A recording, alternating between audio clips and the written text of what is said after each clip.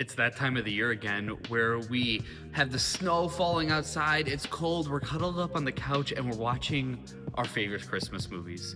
And we probably all have our list of Christmas movies that we watch every year. I know for myself, I love Holiday Inn. It's the one that I want to watch every year. But one that I enjoy watching as well is It's a Wonderful Life.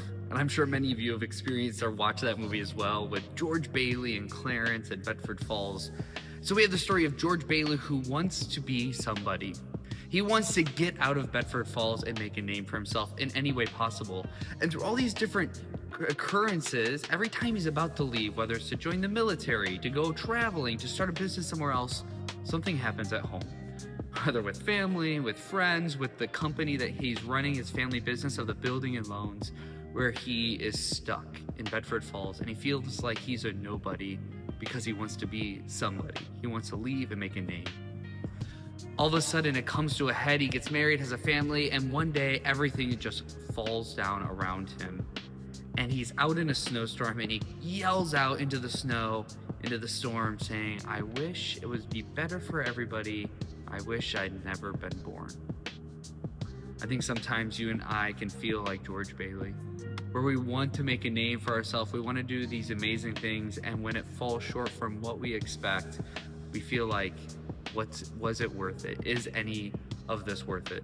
I think what we challenge, or the struggle that we find ourselves in, is we have main character syndrome.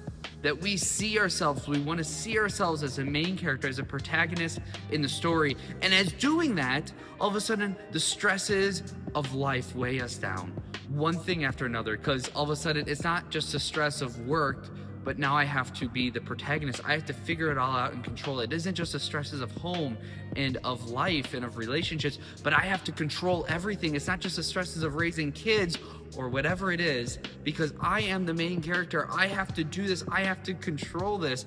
I have this main character syndrome.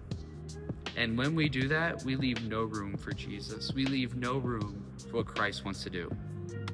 One of the beautiful things about the priesthood, one thing that I absolutely love about the priesthood, is the fraternity, is the brotherhood that we experience in the priesthood. So I have a buddy of mine, a good friend of mine. He's a priest in the Diocese of Evansville, and we've known each other for over 15 years. We went to college together, and every couple of months we try to meet up for dinner, usually in Indianapolis, halfway between us.